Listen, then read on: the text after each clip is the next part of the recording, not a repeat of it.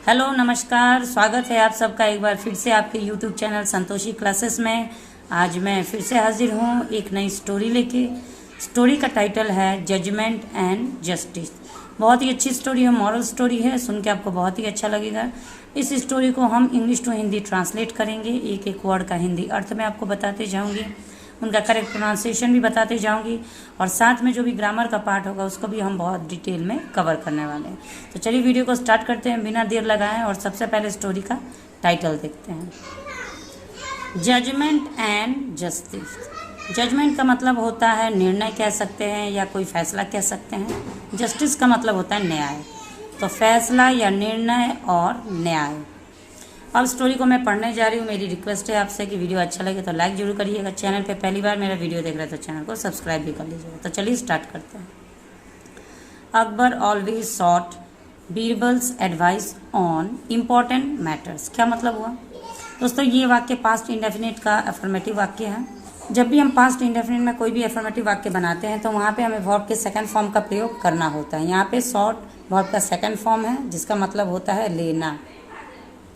सीख का second form short है, सीख मतलब लेना, सॉट मतलब लिया।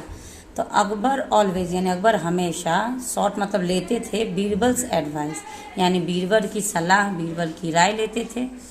ऑन इम्पॉर्टेंट मैटर्स यानी कि जो भी महत्वपूर्ण मसला होता था उस पर बीरबल की सलाह अक्सर अकबर लिया करते थे। One day after solving difficult, एक दिन आफ्टर सॉल्विंग अ डिफ़िकल्ट का मतलब हुआ एक बहुत ही मुश्किल कोई भी समस्या था जिसको हल करने के बाद, case a difficult case and passing a judgement, Akbar ask Birbal. एक दिन बहुत ही कठिन एक मसला था जिसको सॉल्व करने के बाद यानी कि उसको हल करने के बाद और निर्णय लेने के समय में अकबर ने बीरबल से पूछा, tell me when God shows his justice. Tell me यानी मुझे बताओ, व्हेन कब, गॉड शोज ये वाक्य प्रेजेंट इंडेफिनिट का अफर्मेटिव वाक्य है। प्रेजेंट इंडेफिनिट में जब भी कोई अफर्मेटिव वाक्य हम बनाते हैं तो वहाँ पे हमें वर्ब के साथ एस या ईएस लगाना होता है और वो भी सब्जेक्ट के अकॉर्डिंग। अगर हमारा सब्जेक्ट थर्ड पर्सन है तो हम वर्ब में एस लगाते हैं या ईएस भी लगाते हैं। उसका भी कुछ रूल है, वो आपको प्रेजेंट इंडेफिनिट टेंस जब आप पढ़ेंगे तब पता चलेगा। अभी मैं शॉर्ट में बता देती हूँ कि यहाँ पे गॉड जो है वो तीसरा व्यक्ति यानी थर्ड पर्सन है, तो इसके लिए हमारा वर्ब में एस लगेगा। तो उन्होंने पूछा टेल मी मुझे बताओ, कब भगवान, शोज मतलब दिखाते हैं, शो का मतलब दिखाना, शोज मतलब दिखाते हैं, ही जस्टिस यानी अपनी न्याय वो कब दिखाते हैं। Birbal thought for a while, यहाँ पे भी पास्ट इंडेफिनिट का अफर्मेटिव वाक्य है। थॉट थिंक का सेकेंड फॉर्म है, थिंक मतलब सोचना, थॉट मतलब सोचा।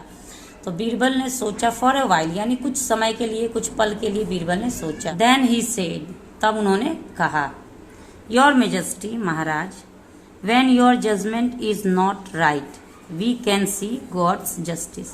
When your judgement is not right यानी जब आपका निर्णय इज नॉट राइट यानी सही नहीं होता है, वी कैन सी हम देख सकते हैं, गॉड्स जस्टिस। गॉड के बाद यहाँ पे अपोस्ट्रोफी एस लगाया गया है जिसका मतलब होता है का के की।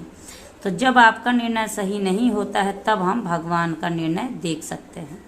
अकबर सेड अकबर ने कहा, I did not understand what you just said. ये वाक्य पास्ट इंडेफिनिट का नेगेटिव वाक्य है। डिड नॉट के साथ वर्ब के फर्स्ट फॉर्म का प्रयोग किया गया है। आई डिड नॉट अंडरस्टैंड मतलब मैं नहीं समझ सका, व्हाट यू जस्ट सेड तुमने अभी क्या कहा। Could you please explain. Could यहाँ पे मॉडल वर्ब है जो कि पास्ट की एबिलिटी को दर्शाता है। कुड का मतलब होता है सका, सकी, सके। तो कुड यू प्लीज एक्सप्लेन क्या आप फिर से समझा सकते हैं, बीरबल से उन्होंने कहा। बीरबल आंसर बीरबल ने जवाब दिया, your majesty as our emperor you are the representative of God on earth. अब बीरबल कहते हैं कि महाराज, एज आवर एम्पेरर यानी हमारे सम्राट के रूप में, you are the representative of God यानी आप भगवान के दूत हैं। रिप्रेजेंटेटिव का मतलब होता है दूत। तो हमारे सम्राट के रूप में, हमारे महाराज के रूप में आप भगवान के दूत हैं ऑन अर्थ पृथ्वी पर।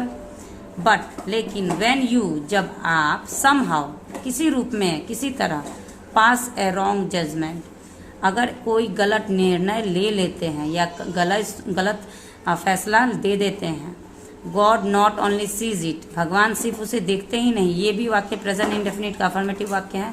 सी में एस लगाया गया है, गॉड के लिए थर्ड पर्सन है।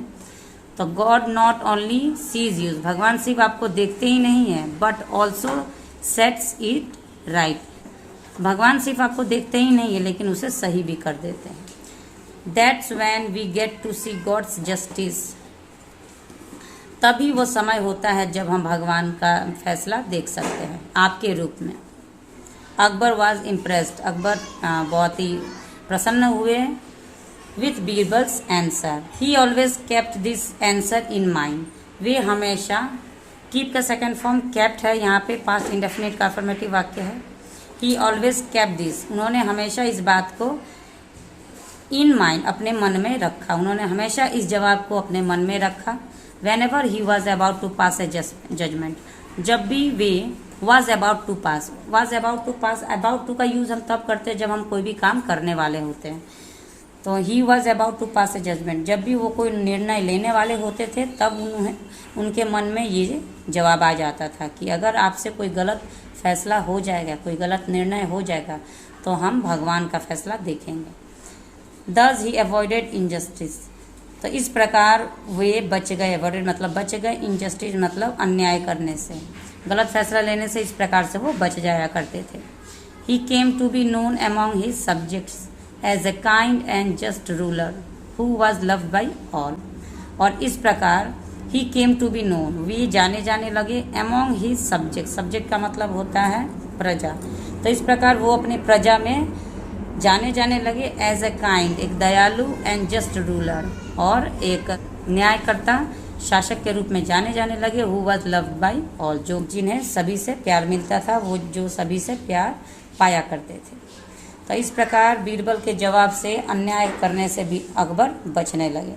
तो आज की स्टोरी आपको कैसी लगी? उम्मीद है स्टोरी अच्छी लगी हो। अगर स्टोरी अच्छी लगी हो, वीडियो थोड़ा सा भी अच्छा लगा हो तो लाइक शेयर जरूर करिएगा। चैनल पे पहली बार मेरा वीडियो देख रहे तो चैनल को सब्सक्राइब भी कर लीजिएगा। Thanks for watching the video and have a nice day.